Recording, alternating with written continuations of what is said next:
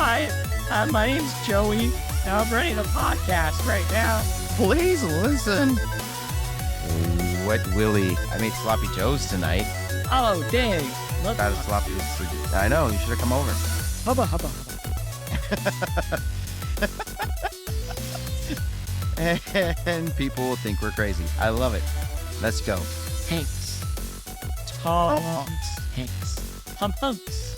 Hunks. Joe Dante. Joe Dante. Okay. Here we go. Yes. Hello. Welcome to another episode of Secret Level. I am your host, Joey Pard. Joining me is the one and only Billy Fisher. Thank you and welcome. This week, we are going to talk about the 1989 Joe Dante directed horror family comedy, The Burbs. I know we say this every week, but it's because we're watching our favorite films. But this is easily one of my favorite comedies of all time. And after doing some research, I found out why. It's silly and it's amazing. In preparation for this episode, I watched it twice. What nice. Yeah, it doesn't Because I watched it and I'm like, damn, I love this movie. And I watched it again. Yeah. It's the only person in my house that's It's a seen. fun flick, man. Yeah, it is. Oh, man. Yeah, it's good stuff. And much like Tobe Hooper's Steven Spielberg's Poltergeist, The Burbs is set in this suburban world, in the suburban cul-de-sac, following the suburban family, with creepy stuff happening, with satanic neighbors next door. You gotta can't love go wrong. satanic neighbors. Of course. Have you ever had a don't have- satanic neighbor, Billy? No. I had a guy who had a train horn on his truck, and whenever he would drink, he would go outside and honk his horn at like 3 o'clock in the morning. That's the closest I've gotten. I met a witch once. I was in Colorado, Okay. and a witch came up to me and told me she placed a curse on me. From out of nowhere. It was very random. That's a true story. Oh, I believe it. I just want to know what the curse was. She didn't say. She just told me, I just want you to know that I put a curse on you. And my friend later on the day was bit by a dog. So that was fun. Oh, so the curse was put on the wrong person. Yeah. I think she was talking to both of us Oh, because we were together Right. at the time. But, weird curses, weird witch curses. yeah, but you are bit by the dog, so you're cool. I was not bit by the dog. Yeah, you're all right. Poor guy. He's probably still cursed and we don't even know. Probably. I actually Gets- wouldn't doubt it. Yeah, he gets bit by all the dogs. Anyway, The Burbs is an important part of my nostalgia of growing up. I love that movie. Yes. I think at that time, it was perfect for Tom Hanks because he was kind of getting pigeonholed into that, party guy kind of, bachelor party / man with one red shoe kind of box that they're putting him into. And this kind of broke him out of it because it actually made him Yeah, the dad. exactly. And we're going to talk about a little bit more about him taking on the role of a dad later when we get into this. But Yes. I think this movie, I'm not sure. I don't think the movie gets quite the love that it deserves from people. I mean, It got bad reviews when it first came out, but it did well at the box office. But the critics just did not like it at all. And I don't know why. The movie was so much fun. I don't know how you could not watch this movie and be like, man, that was a fun ride. I enjoyed every minute of that. and the thing that gets me every time is that Bruce Dern's character in the movie is by far one of my favorite elements of the whole movie. Dude, Bruce Dern is awesome in this film. And yes, he's one of the best parts. And it might be what I love most of the films Bruce Dern has been in, but This this is my is favorite. one of my favorites. This is my absolute favorite. When I was a kid watching this movie, I was like, I want to grow up to be like Bruce Dern's character in this movie. Oh man, yeah, he was great. Did you know his character was an arms dealer? Oh, is that what he was? Yeah, he was an arms dealer. I mean, it makes sense Which now that you makes say sense. it. But it's like you don't know that in the film. It's kind of one of those things that was never mentioned. But yeah, that's what the character's job was in the film. That explains so much. Is not even funny. Like the wife, his wife, he's got this hot wife that is really out of character, and he's in the suburbs in this nice house out of nowhere. It, It just it's when you speak of the actress that played his wife. It's funny because Tom Hanks at the end of the production gave everyone on all of the cast and crew sunglasses and wrote a personalized note for each person on the cast and crew. okay. And she said that her note said, I don't know what you were doing with your character. What like Tom Hanks wasn't sure. Is like, I don't know what you're doing with this character that you made up, but it was nice working with you. Like he didn't understand what she was trying to do. We gotta we gotta do our pleasantries first, and then we're gonna get into Yes, the meat and potatoes of this movie. for sure.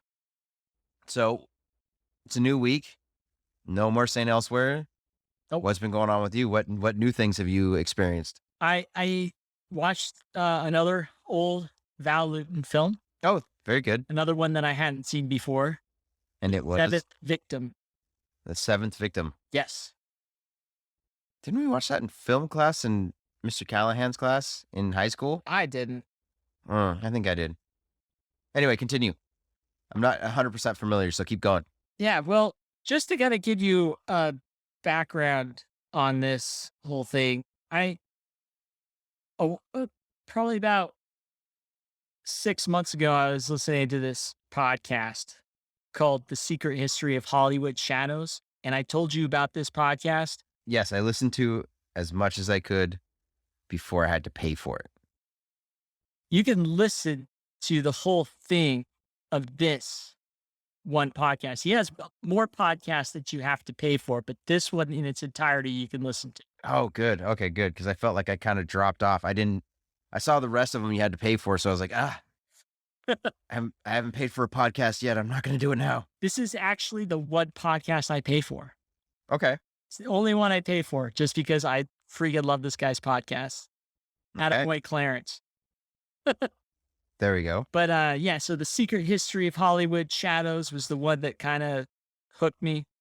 And that's all about the life of Val Lewton and his films. And that's kind of what got me into like rewatching some of the films I hadn't seen in forever and watching films for the first time. And The Seventh Victim is one that I had never seen before. So And it's funny that this movie kind of plays into what we're it does. watching It does. now, Speak if of- I remember right. yeah. Because it deals with Satanists and A cult, yeah. a cult and the missing woman. And it's funny because that was the one I watched like right before I watched the Burbs. And I'm like, oh man, all right, this kind of fits. So but yeah, It had a very creepy style that I really liked. yeah. That movie it's a 1943 film, and I'll just kind of give you the synopsis of it real quick for any of you who might be interested in watching an old flick.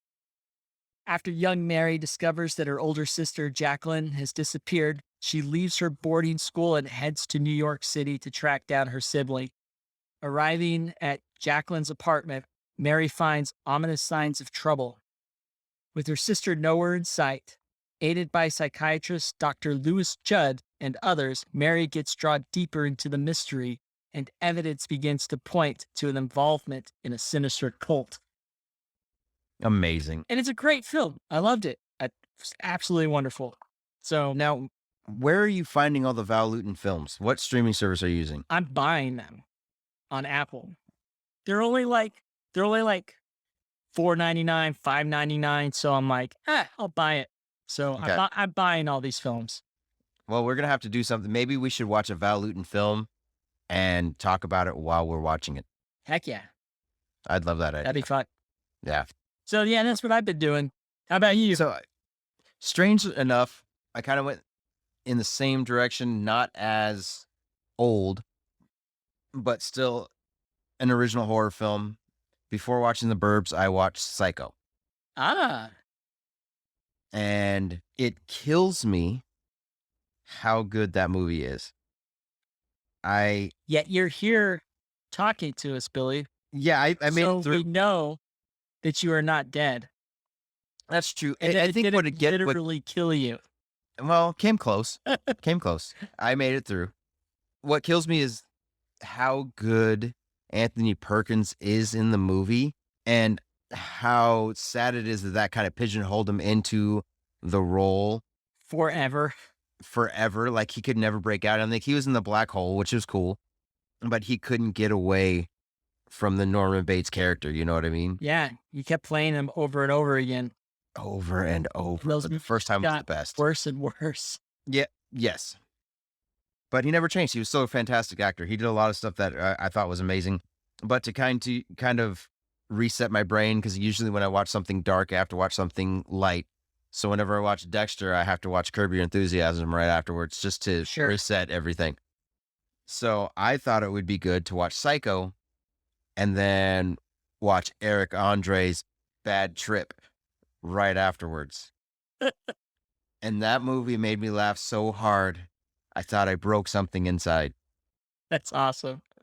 It's so terribly inappropriate, but fantastically appropriate at the same time that I was just like, that was a great night. That made me so happy.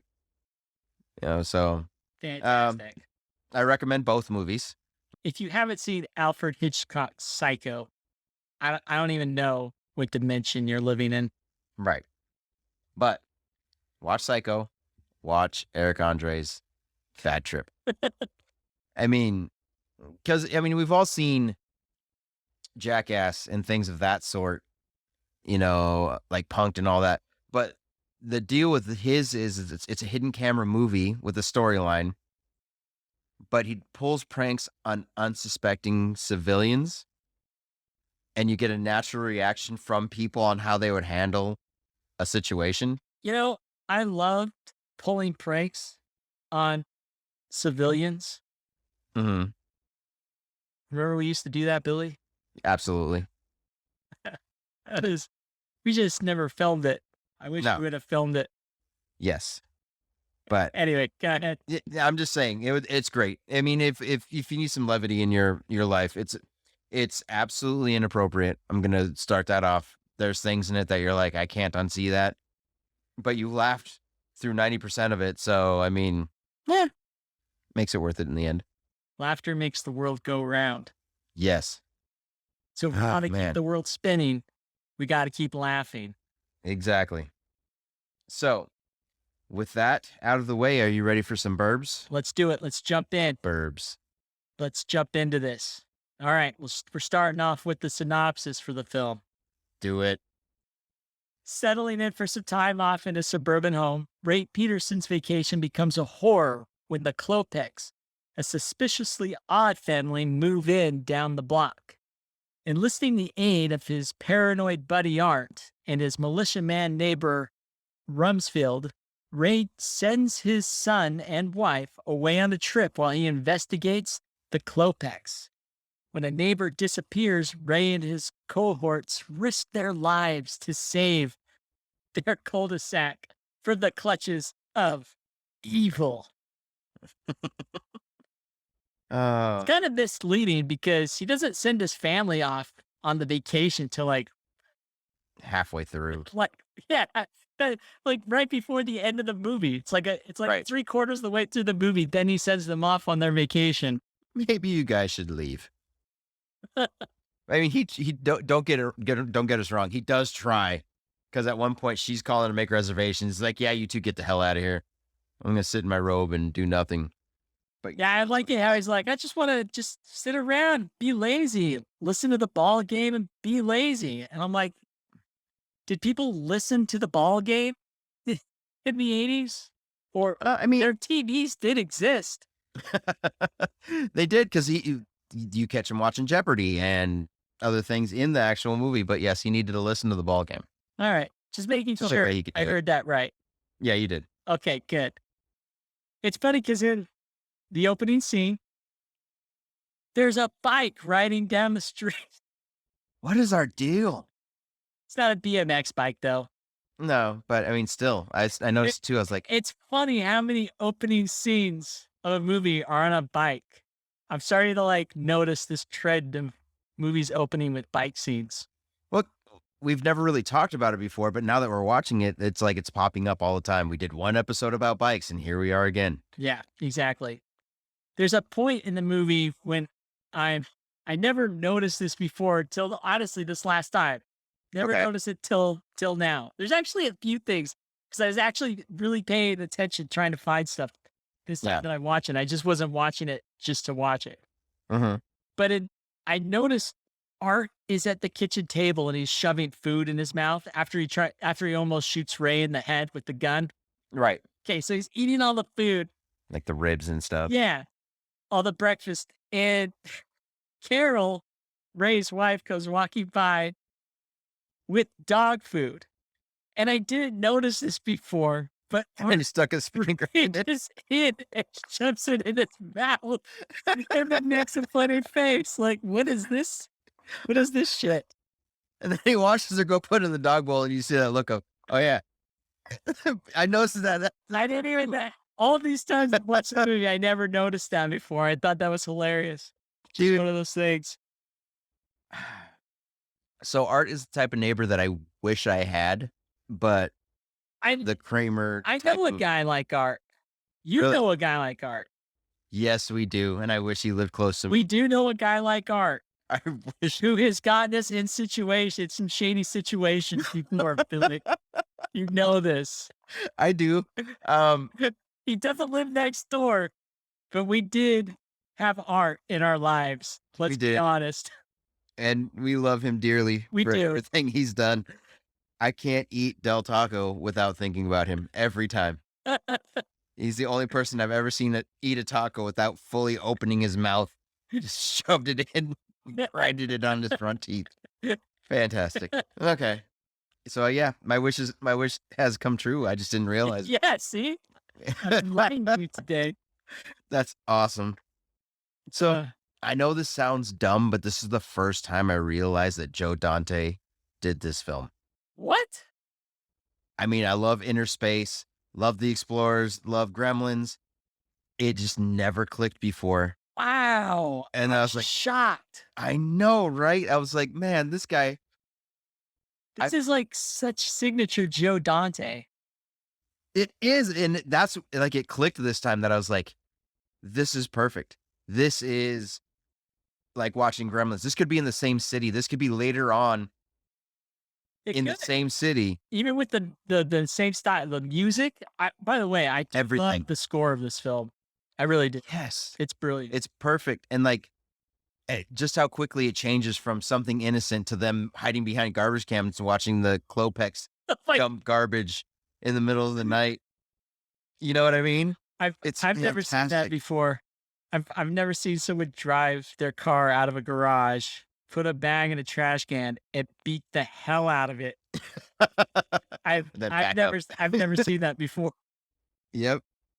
But yeah, this time it made it more fun for me watching it this time, knowing that it's Joe Dante and it felt like his world. This is like, Yeah. his movies have they're like Stephen King books that are all interconnected. It feels like all of his movies are in the same world. They do. Totally. And like Corey Feldman's in the movie, and he could be the same Corey Feldman that was playing in Gremlins Yep. grown up now. Yep. He's more apt to look at this stuff because he's seen some crazy shit, so nothing really bothers him. He's ready to see more. You know what I mean? It's like one time the same thing happened to me, except it was a foamy squirrel. And that could have been a freaking gremlin. I know. I know Oh, man. it. Yep. What? Yeah, I saw something come out of their house, but it wasn't bees. It was a foaming squirrel. Yeah, love that. Fantastic. You know, Oh, Tom man. Hanks was hesitant about taking this role initially. You were talking about Tom Hanks earlier, but Right. he was hesitant about taking on, even though it was a very different role for him. The reason why he didn't want to do it in the first place Mm. because he was playing a dad, something that would take him out of what he was generally known for. This is the Right. first time he did anything like this, and Hanks was concerned that being cast in this film would prevent him from returning the type of roles that he was playing before. And so he didn't want to do it at And first. But then obviously it changed. He accepted the role. But even after he accepted the role, he didn't want to have a son in the film. Like he didn't want to have a kid. He didn't want his character to have a kid. oh, man. He just did not want to play along. And he tried. It's funny because the kid who played his son, he actually tried to like get him kicked off the project because he's like, I don't want a son in this. But Joe Dante's like, no, you're having a kid.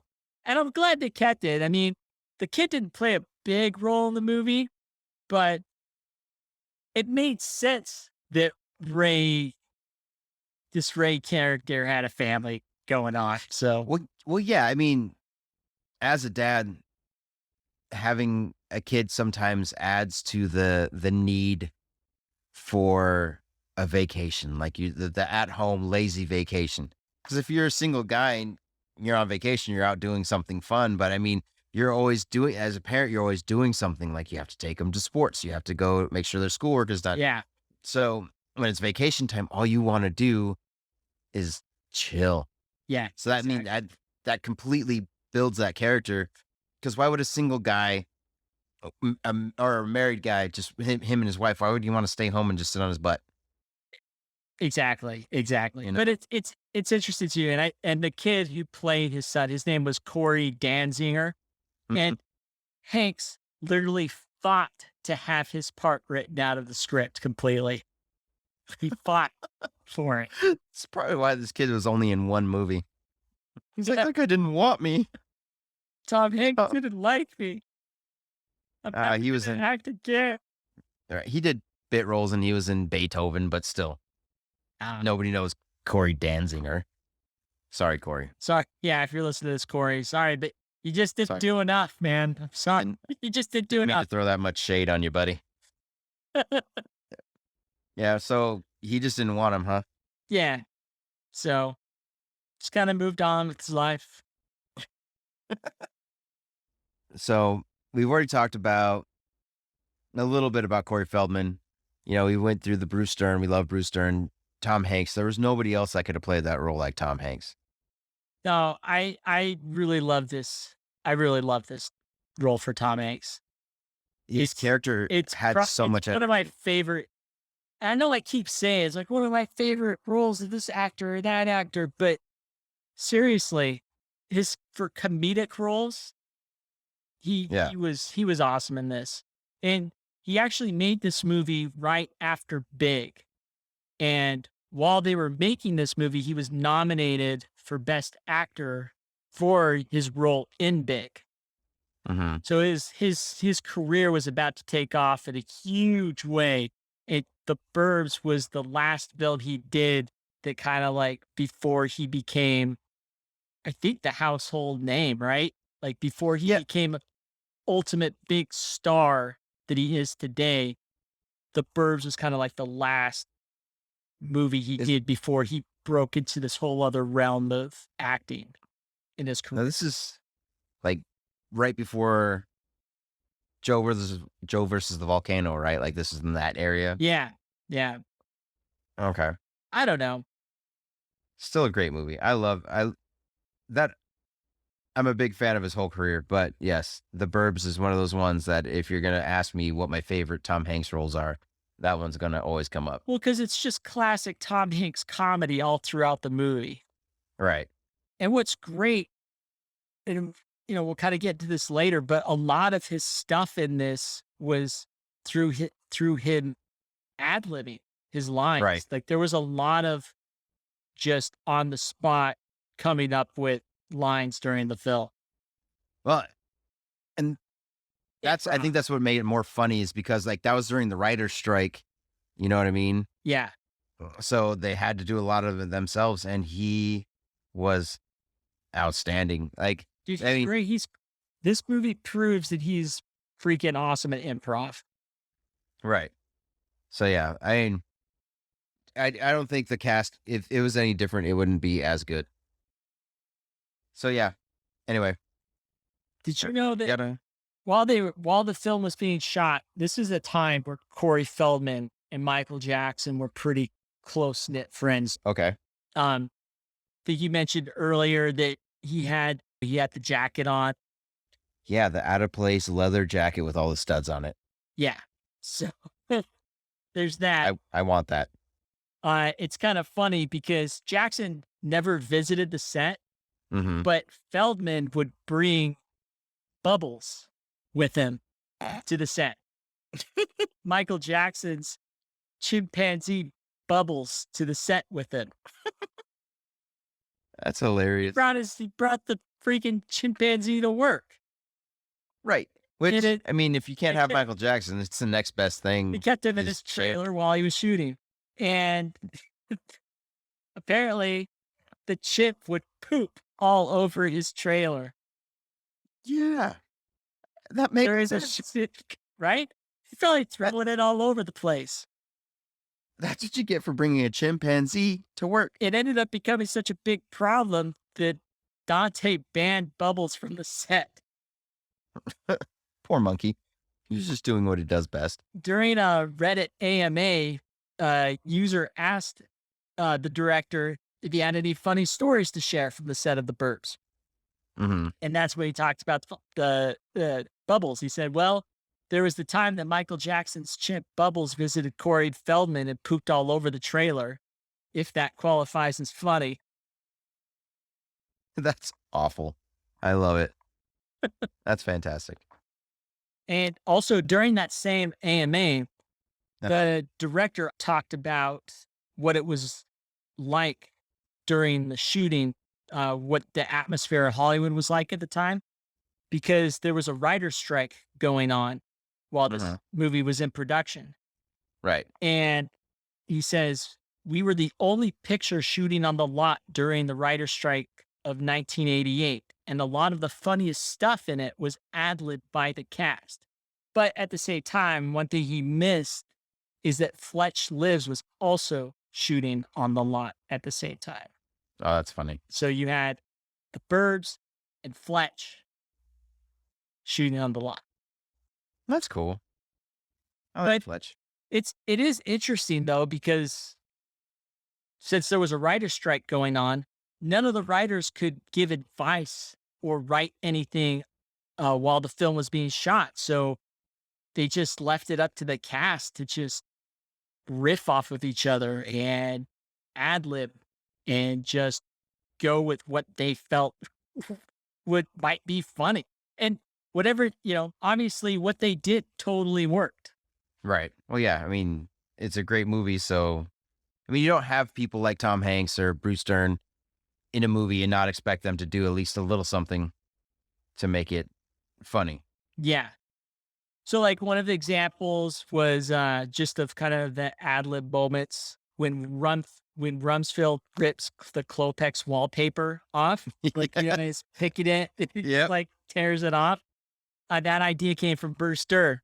And he's like trying to Push it back up. push it back up. Something we've all wanted to do. Well, because I've done it. I've done it too. You go and you see something sticking out, you just start like picking at it. Then you're Picking just at like, it. oh, got it. Oh, shit. Oh, I gotta fix this. Oh, man. Yeah. Yeah. That's fantastic. Another one, the guy who played Art, Rick DeCummin, he ad-libbed a lot of his lines through the film, including the famous one Satan is good. Satan is our pal. I Oh love that. It's man. like, I want to kill everyone. Satan is good. Satan is our pal. They're chanting, Ray. Once they get in here, It's fantastic. that's one of those things I kind of quote just Randomly. because. Yeah. Yeah, just a randomly, I'll just, and it kind of weirds people out because I'll just start saying, I want to kill everyone. Satan is good. Satan is a pal. And people are just looking at me like, what the hell? I mean, it's everything to keep us. Then I have to explain to them that they have to go watch the Burbs. Because if they don't know what that's Which from, then they'll something's know. wrong in Right. the world. The movie was also shot in sequence, by the way. Oh, nice. Very few films are shot in sequence, but the Burbs was one of them. Well, I mean, I think it works because for you see Tom Hanks slowly get obsessed and slightly go insane trying to figure out what's going on in the Klopex house. It makes sense to shoot this movie in sequence. Right. By the way, the scene where Tom Hanks, after he gets blown up at the end, and he's all Oh my freaking frustrated, he picks up the gurney and he throws it. And he's like, "Take me to the hospital. I've been blown up." Trying to get the oxygen on his face. That was all. That was all ad lib. Oh, yeah, that's like, and out of all the scenes, I could say that about all the scenes. But yes, that is one of the most memorable scenes for me is the ambulance scene. Yeah. Get me out of here. I've been blown up. Or take me to the hospital. I've been blown up. Did you happen to watch any behind the scenes stuff on this, or any alternate footage or endings or scenes or stuff? No, because the only way I could find it, I have an empty DVD case of the Burbs. I don't know where the DVD is. Okay. So I watched it on Apple, and it didn't include any behind the scenes. Okay. I kind of just did a deep dive on the internet and found a couple interesting things. One of Because them, you're smarter than me. Yes. one of them involved Corey Feldman, Uh-huh. and there's a behind the scenes clip, and he's on the set, and it's where you've got the trash men out there, and you've got Ray and Art and Rumsfeld all arguing about the trash and stuff, right? Uh-huh. So the clip is right before they're filming. It's kind of a behind the scenes B-roll footage. Is Feldman's goofing around right before they start shooting. And he's doing a little song and he's doing a little dance, just kind of being silly, right? Uh-huh. And character actor Dick Miller, who played one of the trash men, Uh-huh. he was so frustrated.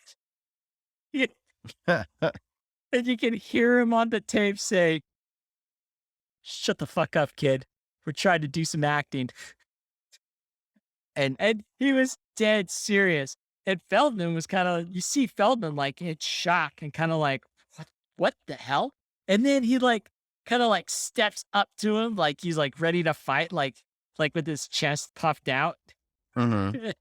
And then he like kind of steps back and then looks at Tom Hanks and kind of like smiles at him. And then that's where the clip ends.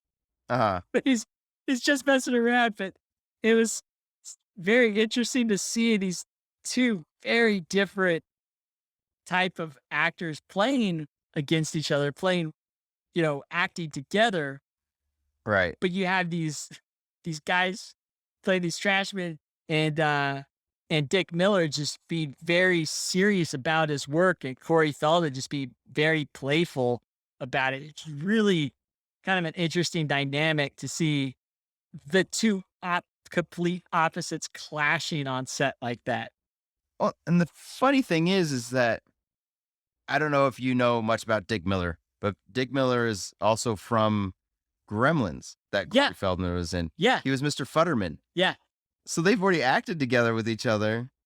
It's, I don't know, maybe as he got older, he got more annoying to Dick Miller or I have what? no idea. But yeah, Maybe Dick Miller didn't like him in Gremlins either.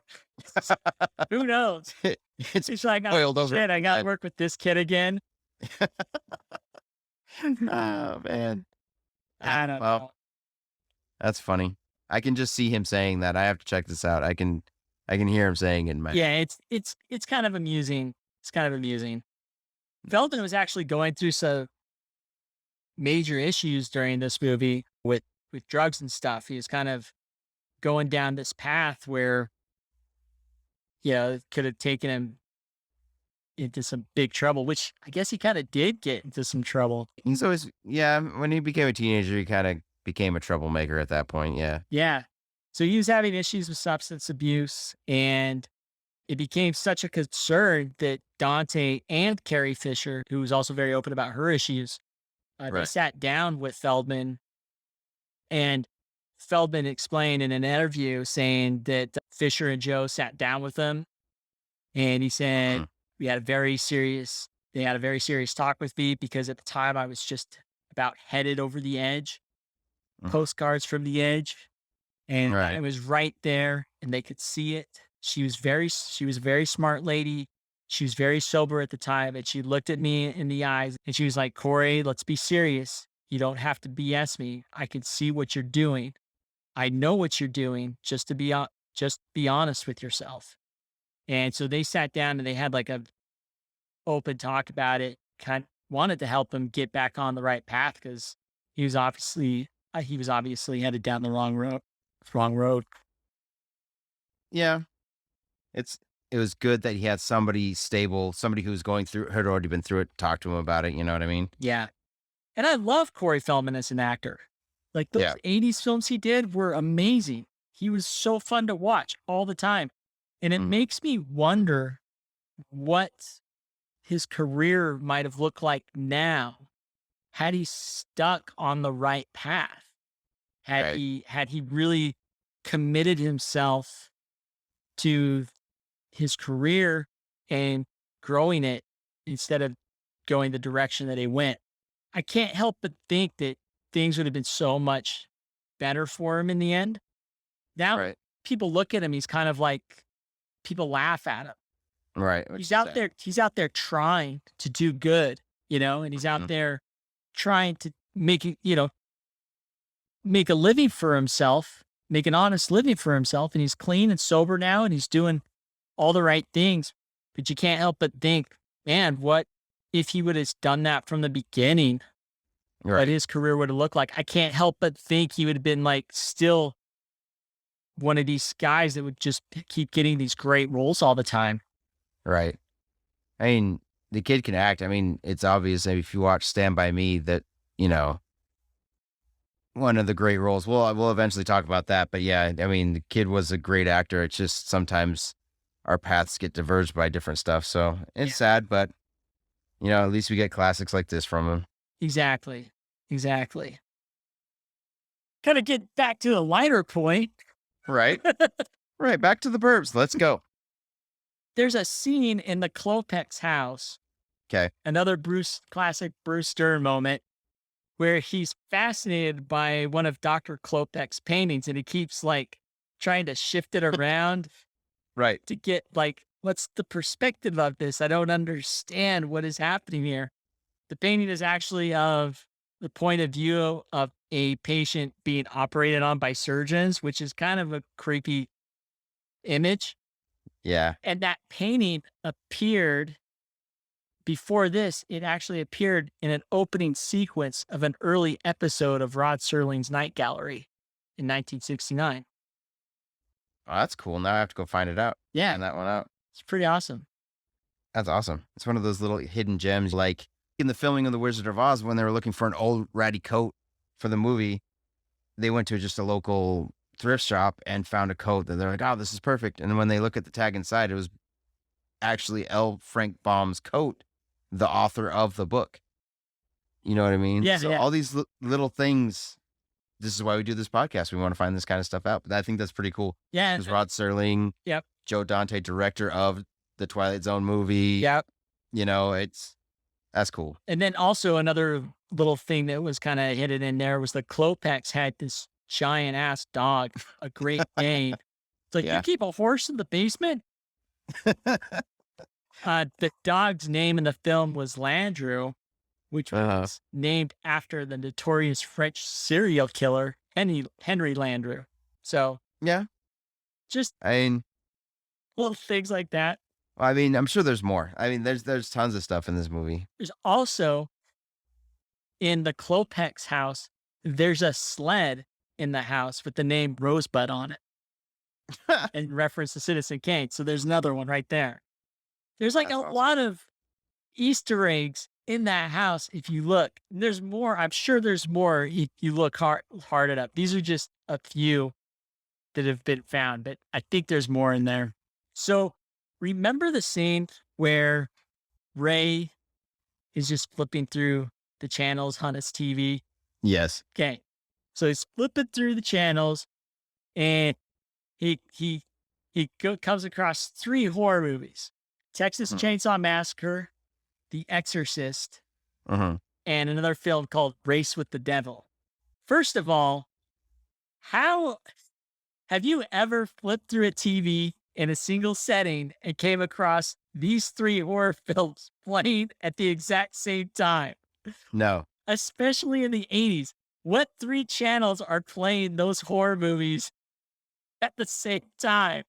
Right. And it's obviously not Halloween. So why just mid-year, spring, summer? Why would you be playing 3 horror films like that? Exactly. And out of the 3 horror films, the only 2 I've seen are The Exorcist and the Texas Chainsaw Massacre. I have not seen Race with the Devil, and I had to look it up to get information on it because I was curious about what the movie was about, because I've never seen it. it's a 1975 film. It stars Peter Fonda, Uh-huh. and it follows a guy named Roger and his friend Frank and their wives as they're headed on a road trip from San Antonio to the wilderness of rural Texas for some off-road motocross. Okay. Okay. What they find instead is a satanic cult sacrifice, and they are unfortunate enough to be caught observing the ritual. Naturally, this doesn't sit too well with the cult members. So now Roger and Frank are on the run from what is apparently a very sizable Texan Satanist community. And now I have to watch this movie. Yes. It's going to fit in. It's just like a prequel to what we were watching in the Burbs. It really is. Yep. So funny. It's like, and it's interesting because I saw the movie when I was a kid, and there's that image of it's all blurred in the film, like the nudity is blurred in the film. But as a kid, it's almost like you don't remember the blurriness, you just remember the nudity. Yeah. Well, So it's interesting when you go back and watch it as an adult, you're like, oh, that was blurred? Weird. I could have swore. Oh, well. yep. They had to keep it PG, so they couldn't show any ratings like that or That's true. any nudity like that. Yep. That's funny though. Yes, we definitely have to watch Race with the Devil. Yeah, that'll be fun to watch for the first time. So I'm kind of looking forward to that. It's on my list, and it's on my list to watch soon. Now, before all the neighbors go over to the Klopek's house to formally meet them, Uh-huh. Carrie Fisher's character says, before someone falls off a roof or sets themselves on fire, why don't we get to know them, right? Right. So what's so funny about this foreshadowing Yeah. is that Rumsfeld ends up falling off of a roof and Ray sets himself on So- fire. Yep. So she knew exactly what was going to happen. Well, she said it as a joke, but yes. Yeah, no, It was- I knew she thought it was a joke, but she That's should have known fantastic. better. Right when you started saying that, I was like, wait, both of those things happened. Yep. What I love, one of the other things I love about this movie Uh-huh. is the characters, at least all the male characters, they all act like children. They all have Absolutely. this childlike personality to them, Right. where they're all like kids. And we, sometimes you get like that though as an adult, when you're like excited about something and you're exploring things.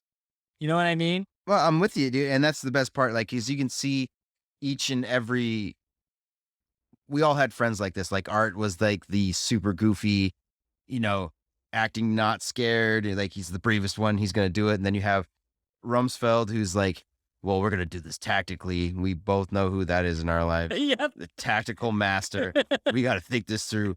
And then there's Ray, who's like, I'm gonna be the adult here. I'm gonna try to, think logically, but then gets drawn into the chaos anyway. Yeah, which is kind of like me. Yes, That's, guys, I don't think we should really do this. but let's do it. Let's do it. You're We right. gotta see. We have to see. I don't know how many times I've heard that. Well, we have to see what's going on. I mean, why wouldn't we? Uh, But even that scene where Carol's got Ray, he's like, is grounded, right? Mhm. He can't come out to play. And they're like, Right. please, Carol, please let him come out and play. I really hate to say it, but I think I'm the Art of the group. and Art, and it's funny because Art like kind of like kicks the ground, Right. and Rumsfeld shoves his hands in his pockets as he turns away and just kind of bows his head and walks away with shame. It's just a great dynamic between all three characters. I love that. Right. I love the whole child aspect of these grown men. Right. Because it never goes away. It never goes away. Never goes away. It's so true. And you have like, what grown man would wear 2 wristwatches? Right? Kids like to wear 2 wristwatches. Say that 5 times. Yeah. Yeah, exactly. 2 But- wristwatches. 2 wristwatches. But Art, when they're breaking into Walter's, when they're at Walter's porch trying to get into his house, Right. for some reason, he's wearing 2 wristwatches. Why? What is the point of that? And Well- and it's one of those things that's never mentioned. It's just Right. like, I'm wearing 2 wristwatches just because. Maybe, and this is getting into the deeper side of it, maybe one of them is the time of his wife who's gone on vacation, just so he can remember what time it is where she's at. Uh, That's a great theory. I love Yeah. that theory. See, that's where we're going. Nice. Yeah, I didn't notice that. Now I have to go watch the movie again. You didn't notice that? Oh, No, it's now I have to watch it to see that. just a couple other things. When Art falls off of the telephone pole and onto the shed, there's a sound effect that plays of bowling balls knocking a strike down. Of course. So if you listen, just kind of a random thing. Right. I mean, it wouldn't be the 80s without something like that. Just throw some random sound effect in there. Exactly. Also, one thing in the Klopex house, there's a shadow of a noose on a wall over Uncle Reuben's right shoulder at one Mhm. point. Just little Okay. things like that. Just the news hanging there. Yeah. Yeah. The trash that Art and Rumsfeld throw into the street Mm-hmm. remains there for the rest of the film.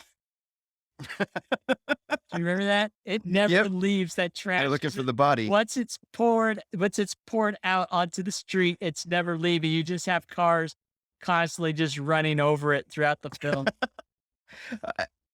Naturally, because you don't think Art was going to pick it up himself. They're the garbage men right there. They should pick it up. Yep. Walter's pet poodle, Queenie, Yes. in the movie, Mm-hmm. that was the same dog that played Precious in The Silence of the Lambs. Wow. Yep. That dog has a better movie career than I do. That's something to think about. Carrie Fisher wore a wig in the movie. Mm-hmm. For some reason, I don't know why, because when she removed the wig, her hair looked exactly the same underneath. So she would take it off on her break, and the cast couldn't tell the difference between the wig and the hair she really had. So why didn't she just keep her hairstyle, Billy. Why? Because she's a famous actor and that's what she needed to feel like she was in that role. I guess. I guess. I don't know. That was as good as I could get on that one. All right. That was it. And I'm spent. So the Burbs was shot on the Universal lot, Yes. and it's actually one of I when you go on the tour, on the Universal Studios tour, they always take you past a block of houses that they call Colonial Street. Right. And this is the street that they filmed the Burbs on. The same block that they shot the film on was used in Desperate Housewives, is like the main street on that. The home of the Munsters was on the street. It was used in E.T., the extraterrestrial. It was used in Poltergeist. It was used in Gremlins. It was used in the Explorers. It was used in the Monster Squad. Oh, I love the Monster Squad. The house where Ricky Butler lived, the one where he's like, for some reason, he's painting the house, and he's not very good at it. No. He's got paint splashing all over the place. At one point, he's got red paint on it. Right. Like, what's going on here? Well, anyway, aren't going to be back till Thursday, so whatever. I guess. Yeah. That house was the house that the Munsters was filmed at. That was the Munsters house. Nice. Tom Hanks' house in the film, the one where Tom Hanks lived, that was the Leave It to Beaver home. Oh. Yeah. Well, there you go. Yep. I like it. Thought that was... Yeah, that's a fun street. Like anytime you go on the Universal tour, you go down there. I can't wait to get to Colonial Street. It's going to be so cool to see where they filmed the Burbs. Right.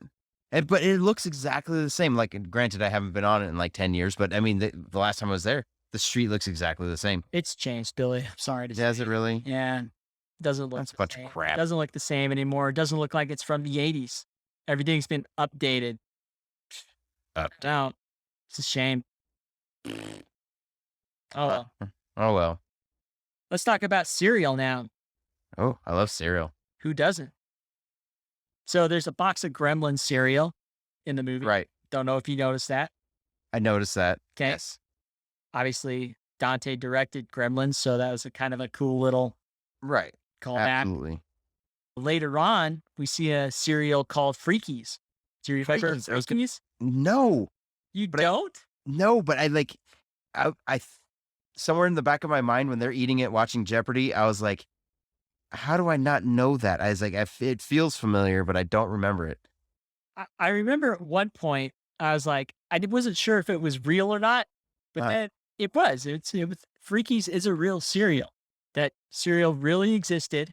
And it's funny, right before we did the podcast, I thought I'd look it up just to see if I could find any information on it. Right. And so the first thing that pops up is there's a factory sealed original box of 1985's Freakies going for sale on eBay for $870. Well, I mean, the box has a coupon inside for free Reese's Pieces. Fantastic. So I'm wondering, if you buy the box and you open it and you get the free coupon out, can you still get the free Reese's Pieces? This is like our own personal Ready Player One. We must accomplish this goal. Someone give us $800 to buy a box of Freakies, please. That's awesome. That just made my day. Thank you, sir. You are welcome. At one point in the film, Ray shows Carol the book on satanic rituals that he's reading. And he had a theory that the Klopeks have taken Walter for a human sacrifice. Carol says to Ray, I wouldn't have missed this for the world. A week vacation in Jonestown. Yeah. Obviously, this is a dark reference to the tragedy of the Jim Jones group, People's Temple cult, where 900 people drank the Kool-Aid. Man. Yeah. Dark. It was a dark line tonight. Dark jokes. Yeah. But hey, the 80s. You're right. I mean, yeah, I heard that and I was like, oh, yeah. But I mean, it's true. It happened, and we're dealing with cults here, so Yep. that's one of the most famous. In the original script for the film, Mm-hmm. Ray was supposed to be killed by Dr. Klopek. Wow, really? He was originally supposed to die. That changed when they cast Hanks. When Hanks joined the film, they're like, all right, we're not going to kill him. The studio didn't think the audience would appreciate witnessing his death on screen. They didn't think that anyone wanted to see Tom Hanks die. So the ending was rewritten before the writer's strike, obviously. Right. But it would have mean- been a much darker film had Hank's character died at the end. That's kind of weird. I can't even imagine the film with Hanks being killed off. Yeah, I don't like it. Like, it stops being a comedy at that point. Exactly. It's not funny at that point. Yep. You know, because I mean, now we can look back at it and laugh, but if he were to die in the explosion at the end, it'd be like, or to be killed by Dr. Klopek, then it's a horror film. So while they didn't want to kill off Tom Hanks in this movie, there are a few other films that thought it would be okay to kill off Tom Hanks. So those movies include Philadelphia, Yes. Saving Private Ryan, Uh-huh. Road to Perdition, The Lady Killers, Extremely Loud and Incredibly Close, Yeah. and Cloud Atlas. Which I've never seen. And then technically his character did die in A League of Their Own. Well, yeah. I don't show him dying, but his character, by the end of the movie, his character was dead. Right. Yeah, yeah. Nice little tribute to him in the museum. I guess I need to see a few of those because I haven't seen them. I have not seen Road to Perdition or Cloud Atlas, so I need to fix that. There were alternate endings that were shot for the film. Sure you remember the bones that were discovered in the trunk of the Klopek's car? Right. Okay. Well, real quick before we kind of get into some deleted scene stuff, I noticed something again for the first time in this scene where Feldman finds the bones in the back of the car. Right before he pulls the blanket off of him that's covering him, the blanket pushes up and raises on its own. What? Yeah, it's really weird. And I was watching it with my wife. I'm like, wait, did you see that? The blanket moved. She's like, yeah, it totally did. So you see the blanket move up right before the big reveal comes. It's like, were the skeletons coming to life? I don't know. It was really weird. It's kind of a weird thing that I never noticed before. Right. I didn't even notice. Now I have to go back and see it. Yeah, it's interesting. Anyway, there was also a deleted scene that included dead cheerleaders and the garbage men were going to be found dead. Oh, no. Yeah. Oh, I like them. They were funny. Apparently They the were didn't feel the that. the dead cheerleaders and the garbage men were going to be found dead in the trunk of the car. Oh, instead of the bones? Yeah. Oh, okay. I got you. Then they just decided, we'll just put the bones in there. Right. So one of the other deleted scenes, which you can actually watch, it's about 6 minutes long. It's really disjointed. And I'm totally glad that they did go with this scene because it was kind of all over the place. At the end of the scene, in the final scene, it showed, and after Tom Hanks throws himself into the ambulance and is like, take me to the hospital, Dr. Klopek is in there and starts trying to kill him. Okay. And Art, Carol, Runsfield, they all end up going to the ambulance and opening up the doors and seeing Klopek trying to physically kill him. So they catch him in the act, which I think was interesting. Yeah.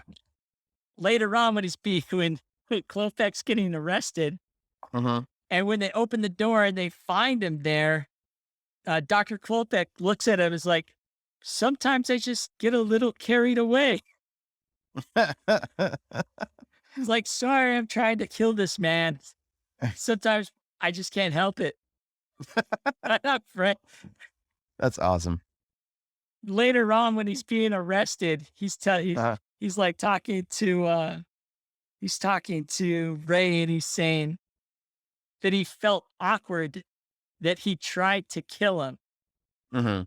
It's like, I felt a little awkward trying to kill you. What? What? I had a really nice time the other night with Right. you. I hope we Y- could do it again sometime. Right. What is happening right now? And as he's being like carted away by the cops, he's explaining why he moved to the suburbs. He's saying, the quiet. I moved here for the quiet, the privacy, the good life, the convenient shopping. And Hans is like, Hans, who hardly says a word in the movie. Yes. At the Barely end, says a at thing. this end thing, he's talking more than he's talked in the entire film. And at one point he says, it's true. No one ever said anything in LA. Oh man. You know, they're just looking for the good life, man. They want to kill people in the peace and quiet of the suburbs while having some good shopping in the area. And then the other guy, brother, Yes. he's all, it's a shame. We were looking forward to having you over for our last barbecue. That actually made it into the film, I think, Yeah, it into did. the final cut of the film. Yeah. But it still made me laugh. Like they were going to eat them. Right. So, yeah, it's funny. Oh, And man. also, one of the things in the movie is Mhm. when Klopek is trying to kill Tom Hanks, Mhm. and he's got the needle in his hand, Yeah. and he's shaking it violently, like, you looked in my furnace, didn't you? So Surely, upset. surely you saw one of my skulls. But no, furnace it's a man's business like that. But Right. his hand starts to shake violently with the needle as it's moving towards Ray, and it's like, dude, calm down. You're a doctor. You're supposed to have these steady hands, right? Yep. If you're gonna inject him with a toxin, at least like, you know, be slick about it. Nah, he was upset. Dare you look Obviously. in someone's furnace? Silly. Silly Klopek. Oh, there's actually a major subplot in the film as well Mm. that is only featured in the film's work print version. Okay. You can't even, I tried to find this online. I couldn't find it. But in the work print version of the film, we learned why Ray is on vacation. Okay. So after all of the events have happened, after the arrests are made at the Klopeks, after everything is all said and done, the house is smoldering, whatever, Carol walks with Ray where he's going to confess something to her. Mhm. And she immediately interrupts him, saying that he'd been fired from his job. To his surprise, she had known all the time Mhm. and didn't say anything. So he had been fired from his job. He's not on vacation. He's jobless at this point, Right. Oh. which kind of makes sense. Yeah. And you can see some of the elements are kind of still evident in the film. Because at Yeah. one point in the final cut of the film, Carol states that he's stressed and he would go back to work in a worse shape than he was already in. Staying up late to spy on the Klopeks with Rumsfeld and Art, and in Mhm. particular the third and final ending, where he says he's going on vacation to Corey Feldman for another week, which would Mhm. seem odd since he was already on vacation to begin with. Right. So Well, there's things there. he's a proud man. He didn't want anybody to know. Can you just, even if you did have a real job, can you like take a week off and then be like, I'm going to take another week? Does it work that Not way? where I work. Yeah. So you'd No. have to be fine. You'd have to be jobless. Right. A couple other little observations. that I made while watching the film. In one scene, Ray is watching an episode of Mr. Rogers' Neighborhood. Yep. 30 years later, Tom Hanks would play Fred Rogers in A Beautiful Day in the Neighborhood. Right. It's kind of a fun little observation. Another one, Yeah. before climbing the fence to investigate the Klopek's backyard, Art dresses up as a power line technician and cuts the power to disable the security system. Mm-hmm. And he ends up disabling the whole power in the neighborhood. Right. At least that's what Ricky Butler said. Oh, Ricky Butler. In the movie Die Hard, the same actor played a power line worker for the city who was ordered by the FBI to disable the power from Nakatomi Tower. See, he was on vacation too for cutting the power of the Nakatomi Tower. Right? Yeah. Good. Yeah. That's why he's stuck at home while everybody else vacations. Yep. I like it. But that's it. Those are kind of things that we were able to find on Burbs. Did you find anything else that I might have missed? No, you pretty much hit all of them on the head. I thought like the bowling sound was a little silly and I wanted to bring that up, but I didn't know about that he was fired subplot. And I was going to kind of mention that. I was like, he's acting like, he's got nothing to lose in the situation. Like Tom Hanks does some things that most normal people wouldn't do. So that makes a lot of sense that because as a father, you don't take chances like that. You don't go breaking into other people's houses and things of that sort. Yeah, exactly. It's definitely the mindset of somebody who's really at the end of their rope And trying to find something. to a childlike state. Right. Yep. So yeah, no, it was. Speaking of which, he throws those tantrums where he like squeezes the cans and throws them off the ground. Like, yeah. And we didn't even talk about one of the most classic scenes in the movie. What did we forget? Ray, this is Walter.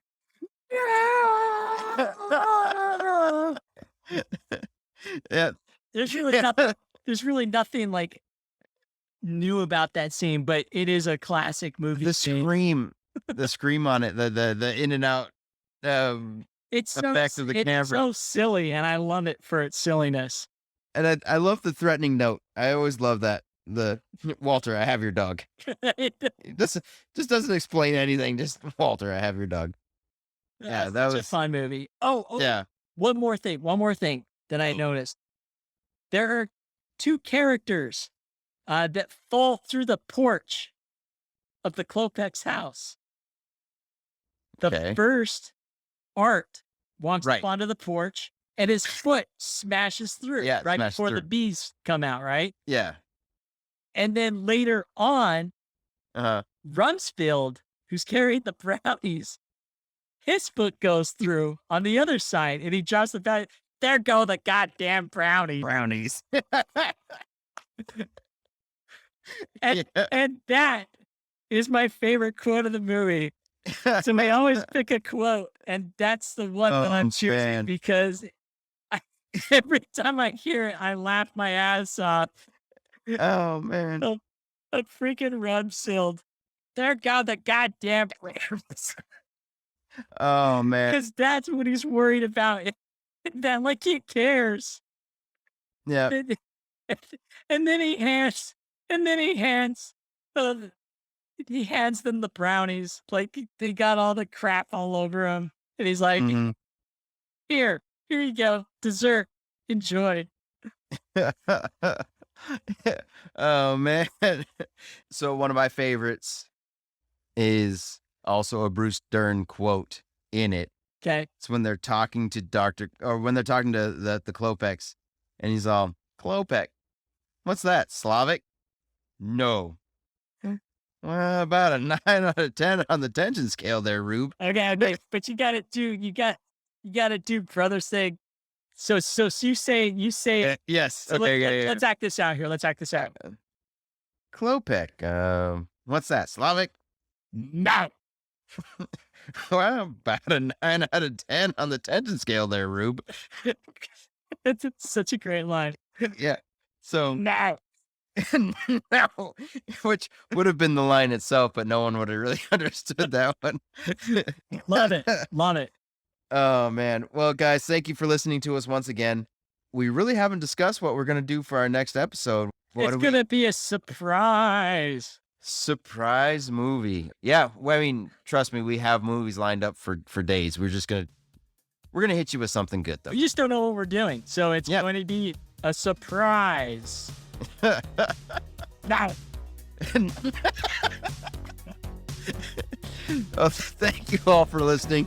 Please listen, subscribe, let everybody know, write us some comments. We really love doing this. We want you guys to love it as much as we do. Please let us know what we can improve or what you'd like to hear about. yeah, thanks for listening, everybody. All right, thank you so much, guys. Bye-bye. Bye-bye. No. Now.